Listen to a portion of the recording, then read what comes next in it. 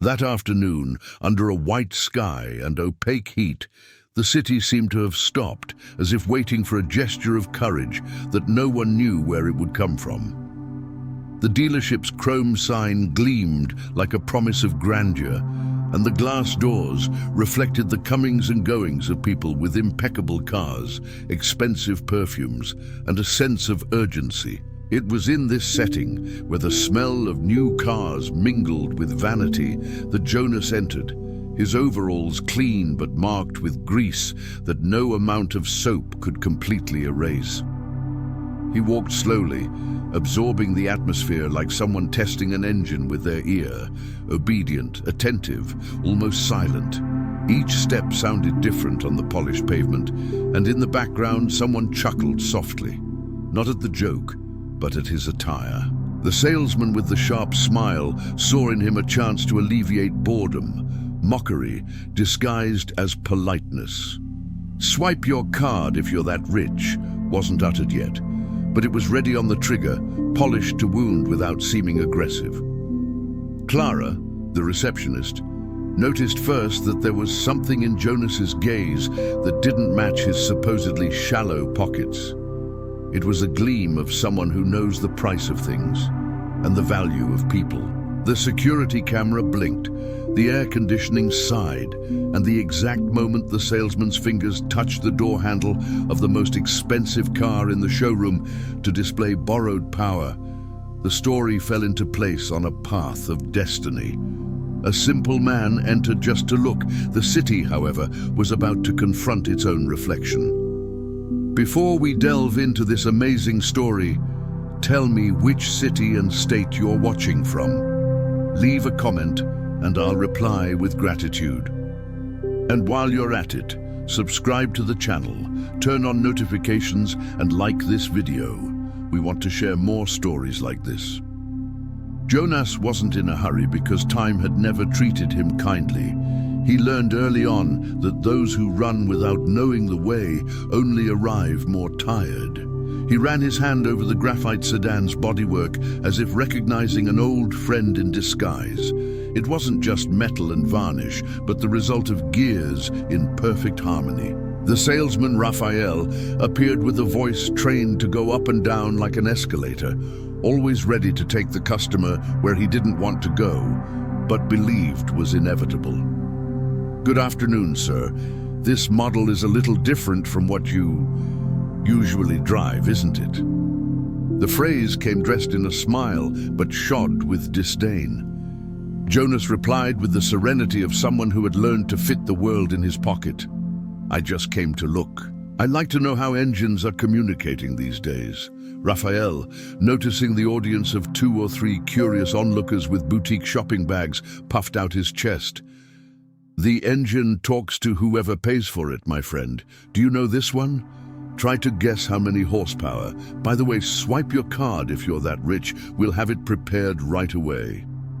A discreet laugh echoed off the glass. Jonas glanced at the hood, heard the silence of the showroom, and responded only with a raised eyebrow, as if measuring the height of his pride before letting go. Clara, behind the counter, held her breath mid-digit.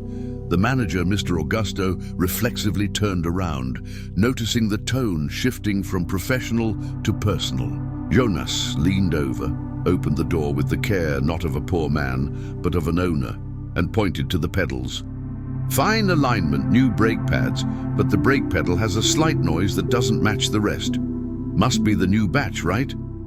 Raphael smirked and threw the phrase out like cold, hard currency. "You hear too much noise. Those who don't buy always find fault." The small town has an old rule. Everyone knows everyone else's story, except the truth in each person's heart.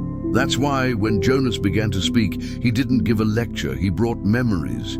He spoke of the time during the flood 2 years ago, when drivers were stranded on the side of the road without help, and his workshop improvised canvas boats to pull cars from desperate families. He also recounted the night he inflated tires for free in a line of ambulances, while the hospital experienced a blackout and every minute was worth a lifetime.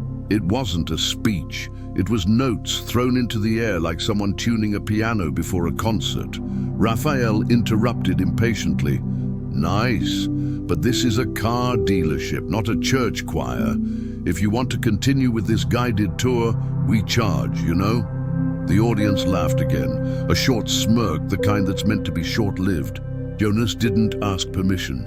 What's the name of the building owner again? The manager took a step, cautiously. Why the question? Jonas looked at the ceiling bathed in cold light, as if checking the spark plug of destiny. Because car stories are like roofs. Luxury doesn't matter if the foundation can't withstand the rain. And at that moment, the mailman entered, drenched in sweat, calling for Mrs. Clara. She received the beige envelope with the notary's stamp. The manager approached reflexively, trying to understand the unexpected situation. Jonas nodded slightly, as if he already knew the next step in the song, and said, "Maybe it will help." The envelope didn't shine, but it had the weight of something that changes conversations. Clara, stunned, read a line and lost her color. The manager took the document with her permission and began to read it in a low voice, each sentence falling like a tool to the floor of a silent workshop. It was the transfer of ownership of the building, freshly signed, registered at the notary's office that morning. Buyer, JN Participações, legal representative Jonas Nogueira. The showroom, until then a sounding board for sharp voices, became a violin without a bow.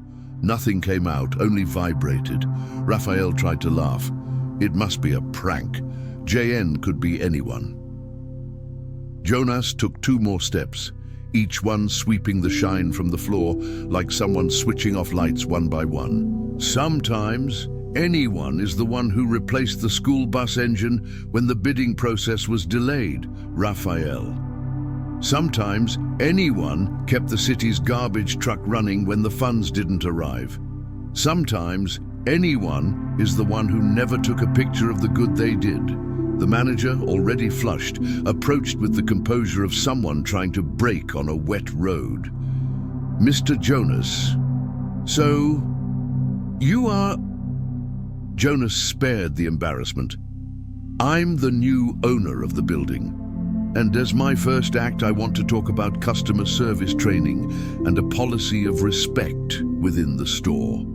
The camera flashed again. Someone in the background dropped a pen.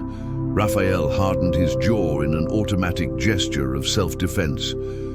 "You may own the roof, but I'm the one who's in charge of sales, and whoever buys a car here doesn't arrive in overalls." Jonas breathed as if trying to blow coals. Whoever buys respect doesn't need change. Gradually, the occasional clientele, those who came more to admire than to buy, began to approach in a curious semicircle, as always happens when the drama of real life unfolds without tickets. A lady in a linen dress, who had already been mistreated there for asking for a quote, just out of curiosity, approached the manager and said quietly, "If this gentleman is really the owner, I'll come back to do business here." A young man in a delivery uniform, his hands stained with ink, murmured to his colleague, "It's him, Jonas, from the bridge workshop.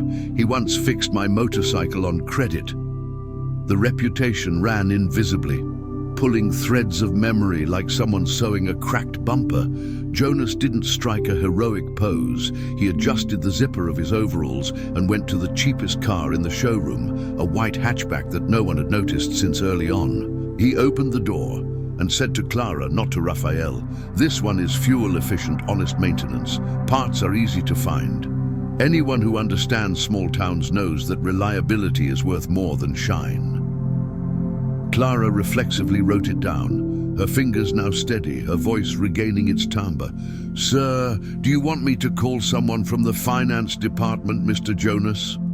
He shook his head. "Not today. Today I want to do something else."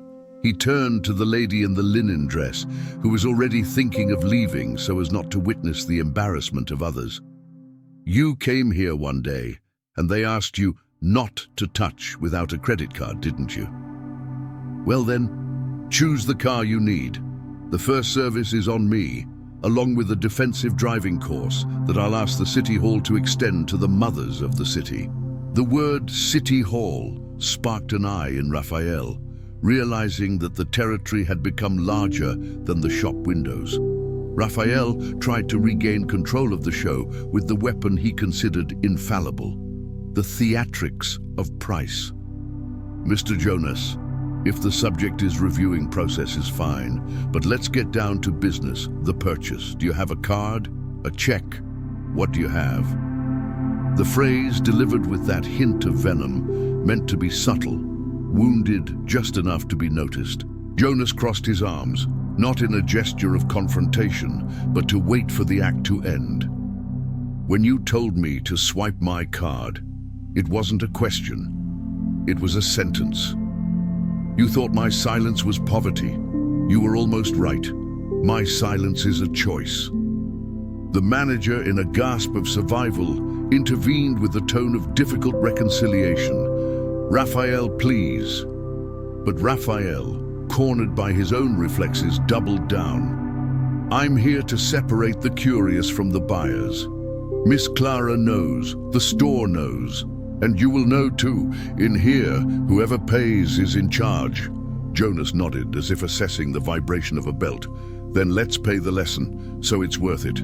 He pulled a smaller envelope from his pocket, not containing money, but papers. The building's modernization plan. More economical lighting, a common area for customers arriving by bus, a partnership with the local technical school for young apprentices internships, and at the bottom, a clause, mandatory training program on respectful customer service with periodic evaluations, non-compliance, dismissal.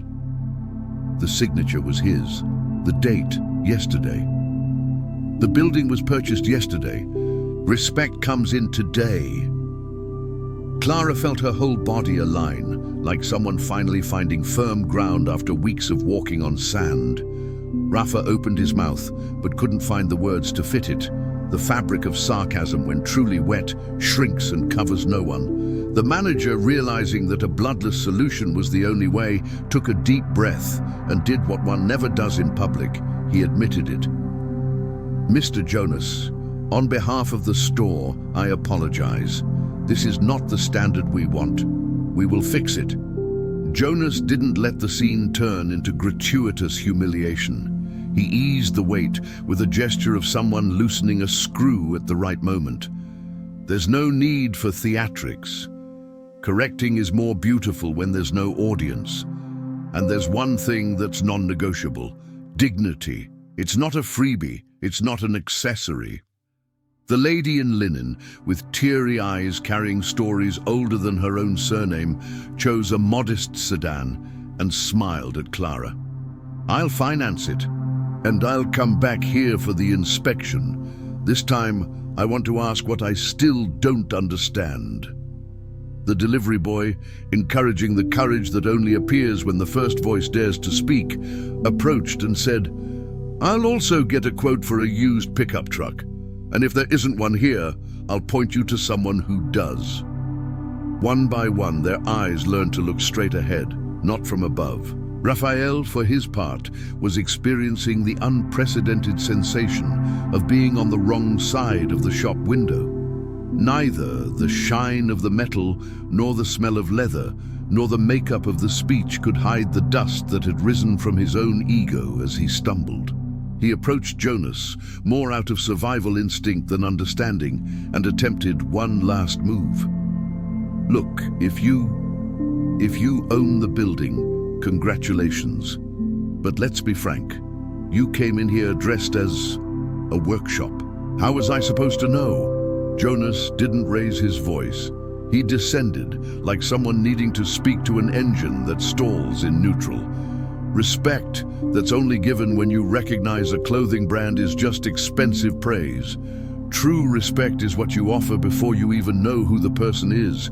If you get it right, you gain a customer. If you get it wrong, you lose the story. Raphael wanted to resist, but the framing of the moment was larger. The manager called him aside, spoke in short whispers, and when they returned, it was Raphael who asked to speak. Mr. Jonas, I apologize, I was arrogant. Can I start over? Jonas looked not at the man who sells, but at the man who can still learn. Every jammed engine can be fixed. If you want to get your hands dirty, start by apologizing to the right people, not to me, but to the public. Raphael turned to the lady in linen, to the delivery boy, to Clara, and the voice that had previously cut him off now hesitated, human. I'm sorry. I was wrong. The showroom, which until then had seemed a stage of victory for the few, was becoming less bright and clearer, not in light, but in understanding. Jonas gestured to Clara and handed her another envelope, this time bearing the JN Participações coat of arms in dry, almost invisible, embossed relief. There's a new program I want to implement, Clara. First name. Every client will be addressed by their first name before any credit inquiry, and you will lead the training. She widened her eyes, half with happiness, half with apprehension. Me? But I am... Jonas cut her off gently. You're the one who noticed what was wrong before everyone else. Those who see, guide. Those who guide, learn twice.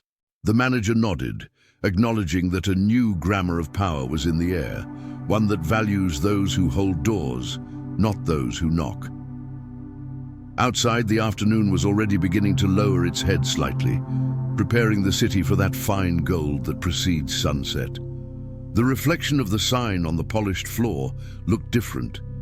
It wasn't just the dealership's name, it was a commitment. And, like any true commitment, there's no smoke and mirrors or fireworks. There's work the next day. Swipe your card if you're that rich, finally came out of a curious person's mouth, repeating the phrase as if testing an echo. Jonas smiled for the first time, not mockingly, but with relief. Not today. Today, respect will prevail, and I'll keep the receipt. The laughter that followed wasn't derisive. It was a clean laugh, the kind that chases away the mold from corners. Jonas walked back to the graphite sedan, not to show off, but to close the cycle. Nice car, but no car stays beautiful in memory if the story that brought it here is ugly. Raphael, less harsh, asked softly, "Are you going to buy it?" Jonas looked at the lady in linen, at the delivery boy, at Clara, at the manager who was sweating the past down his collar and replied, "Today, I only bought the roof. Tomorrow we'll see about the rest." And, like someone who understands that the right gear is sometimes the one that keeps the rotation steady without accelerating, he said goodbye slowly, leaving behind a showroom that spoke less loudly and listened more. Outside, the noise of motorcycles, buses, and sidewalk conversations made up a soundtrack that can't be bought in a catalogue. The city breathed, perhaps because, for the first time in a long time, someone wearing overalls cleaned the inside of the windshield. The following night, Clara stayed late organizing the files for the new program. They replaced the lowest price here signs with a simple, no shouting sign, "Welcome by name." She trained the junior team to look people in the eye, ask what they do for a living without judging the answer, offer water without looking at their clothes, and explain technical specifications as if teaching, not humiliating. The manager, overcoming his own habit of always seeming right, asked Jonas for help in reviewing the store's culture, and Jonas, true to form, showed up early with a spiral-bound manual, plain cover, black lettering, Good Practices Manual, People First. It didn't have a large logo, nor a photo of a strategic handshake. On the first page, it had a handwritten phrase. A good car is one that takes someone forward. A good company is one that lets everyone arrive. The team read it silently, like listening to an engine running in the middle of the night. Nobody wants to wake the neighbors, but everyone needs to get there. Raphael, seated in the back, underlined words with an attention he had never given to any customer. When he finished, he stood up and, unsure how to reciprocate the gesture, offered Clara his own chair. "You coordinate. I'll follow." She declined with a smile. Sit here next to me. If you learn from me, I'll learn from you. And that's how, in a city where everyone knows everyone else's business, a story was born that no one had ever heard before. That of a store that traded the noise of arrogance for the refined sound of dignity. The following Saturday, the parking lot was packed not with cars, but with people. Parents with children in their arms, couples on bicycles, housewives who had never ventured beyond the first reception area mat. Jonas's workshop, the one located beyond the bridge, set up a tent with cones and defensive driving lessons, as he had promised. The city hall, half incredulous and half proud, sent 2 traffic officers to provide guidance, and the technical school brought students for internships. The white hatchback that Jonas had praised was the first to be sold, not because of the price, but because someone explained it without haste or mockery. The lady in the linen dress returned with her daughter, who drove alongside a patient instructor, and left with a feeling that cannot be bought: belonging. Raphael, without the cloak of arrogance, learned to ask questions that don't accuse, and to listen to answers that don't confirm prejudices. And every time someone said, "I'm not going to buy today," the team replied, "Come back whenever you want." And the gesture opened invisible doors that no credit card can open. Late in the afternoon, when Jonas discreetly stopped by to see how things were going, no one rolled out the red carpet for him.